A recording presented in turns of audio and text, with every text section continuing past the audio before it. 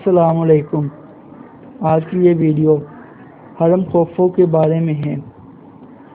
اس کی تعمیر 2540 سے 2560 قبل مسیح میں ہوئی۔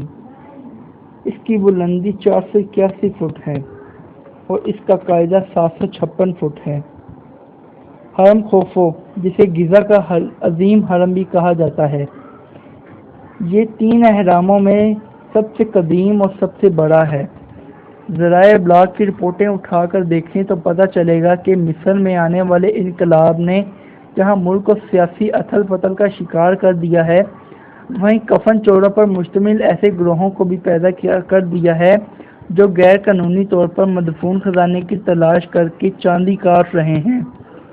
غزہ کے علاقے میں واقع اہرام کے نزدیک مقیم افراد کا کہنا ہے کہ وہاں کے زمین میں نمودار ہونے والے گروہوں کی تعداد بڑھتی جا رہی ہے اور یہ دعوے غلط نہیں۔ ایک صحرائی راستے کے قریب اور اہرام سے ذرا دور ہمیں ایک 1.5 میٹر قطر کا گڑھا ملا، جس کی گہرائی کا اندازہ لگانے کے لیے اس میں پتھر پھینک کر تہہ سے ٹکرانے کی آواز سنی گئی۔ اس گڑھے سے کچھ فاصلے پر ایک اور سرنگ تھی۔ اس گڑھے کے برعکس اس میں داخلہ نسبتاً آسان تھا۔ معائنہ کا جیسے جیسے اندر جاتے گئے، ہمیں پتھروں پر اوزاروں کے نشانات اور کھدائی کے آثار دکھائی دینے لگے۔ اس علاقے میں آثار قدیمہ کے انچارج ڈاکٹر اسامہ شامی کا کہنا ہے کہ یہ واضح ہے کہ لوگ مدفون خزانوں کی تلاش میں کھدائی کر رہے ہیں۔ لوگ سمجھتے ہیں کہ جب وہ کھدائی کریں گے تو انہیں سونا ملے گا، جس سے وہ راتوں رات امیر ہو جائیں گے۔ ڈاکٹر اسامہ کے مطابق اس قسم کے افراد کو روکنا یا انہیں اس عمل سے باز رکھنا خطرناک ہے، کیونکہ ان میں سے اکثر مسلح ہوتے ہیں۔ غیر قانونی کھدائیوں کا یہ عمل صرف غزہ میں ہی ہو رہا ہے۔ قاہرہ سے 1 گھنٹے کی مسافت پر دہشور کے مقام پر زمین کھدائی کی وجہ سے چاندی کی سطح کا منظر پیش کرنے لگی ہے۔ یہی نہیں بلکہ سکارا اور ابو سر میں مسلح افراد نے ایسے گوداموں پر حملہ کر کے لوٹ مار کی ہے جہاں حکومت کی سرپرستی میں ہونے والی کھدائی میں دریافت ہونے والے آثار قدیمہ رکھے گئے تھے۔ اس مسئلے کی تہہ تک پہنچنے کی کوشش میں ہم جنوبی مصر میں القصر جا پہنچے، جہاں ایک زمانے میں قدیم شہر تھیبس آباد تھا۔ یہاں بادشاہوں کی وادی کے قریب زمین آثار قدیمہ کے خزانوں سے مالا مال ہے۔ تاہم گزشتہ 2 برس میں پولیس کو ان آثار قدیمہ کی تلاش میں غیر قانونی کھدائی کی درجنوں شکایات موصول ہوئی ہیں۔ سیکورٹی فورسز نے معائنہ کاروں کو ایک ناقابل یقین ویڈیو فوٹیج دکھائی ہے جو سرنگوں کے ایک پرپیچ اور طویل سلسلہ کے بارے میں ہے، جسے حال ہی میں دریافت کیا گیا ہے۔ القصر میں اکثر غیر قانونی کھدائی کا سلسلہ ان آثار قدیمہ کے قریب واقع ہے۔ القصر میں اکثر غیر قانونی کھدائی کا سلسلہ ان آثار قدیمہ کے قریب واقع کسی گھر کے دلان میں شروع ہوتا ہے، جس کی وجہ سے اس کی نشاندہی اور بھی مشکل ہو جاتی ہے۔ قاہرہ کی امریکن یونیورسٹی میں مصریات کے استاد پروفیسر کینٹ ویکس نے بقول صورتحال سنگین ہوتی جا رہی ہے۔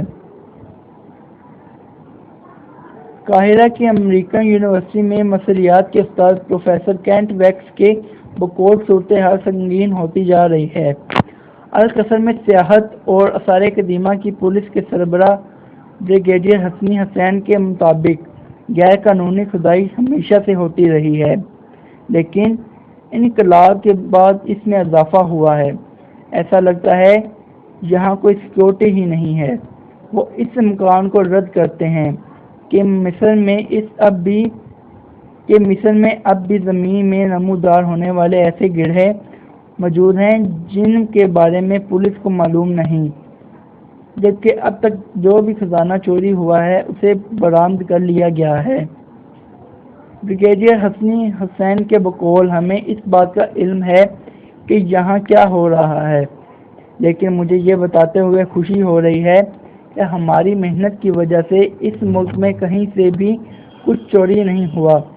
بدقسمتی سے یہ حقیقت نہیں ہے اور اس کو ثابت کرنا مشکل کام نہیں ہے۔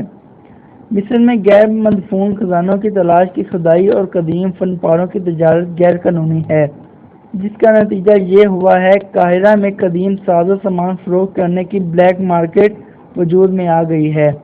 معائنہ کاروں کا ایک مقامی ساتھی ایسے ہی ایک تاجر سے یہ کہہ کر ملنے گیا کہ وہ ایک برطانوی تاجر کی جانب سے آیا ہے جو مصریات کے ماہر ہیں۔ اس تاجر نے معائنہ کار کے دوست پر یقین کیا اور اسے قدیم فن پارے دکھائے جو ان کے بقول 3000 سال پرانے تھے۔ اس تاجر نے اپنا چہرہ نہ دکھانے کی شرط پر ان مجسموں کی منظر کشی کی اجازت دی اور ان فن پاروں کی ابتدائی قیمت $5000 بتائی۔ پروفیسر کینٹ ویکس کا کہنا ہے فن پاروں کی چوری قدیم زمانے سے ہو رہی ہے، لیکن گزشتہ دو برسوں میں اس میں بے حد اضافہ ہوا ہے، جبکہ اس طرح کے واقعات کی اہم وجہ معاشی حالات ہیں۔ پروفیسر کینٹ ویکس کا خیال ہے کہ گزشتہ کچھ عرصوں میں مصر کے لوگوں کو ان قدیم ساز و سامان کی قدر و قیمت کا اندازہ ہو گیا ہے۔ ان کا کہنا ہے کہ شاید کئی ہزار قدیم اثاثے چوری ہو چکے ہیں۔ ہمیں تو اس بات میں علم ہی نہیں ہے۔ غزہ میں رہنے والے مقامی افراد نے بتایا کہ گروہوں کا نمودار ہونا عام بات ہے، جبکہ بعض مرتبہ انہوں نے صحرا میں ان گھروں کے قریب ٹرک کھڑے دیکھے ہیں۔ ہمیں امید ہے آپ کو یہ ہماری معلوماتی ویڈیو ضرور پسند آئی ہوگی۔ ہمارے چینل کو لائک کریں اور شیئر کریں اور سبسکرائب کرنا مت بھولیں تاکہ ہم آپ کے لیے اور اچھی ویڈیو لا سکیں۔ شکریہ۔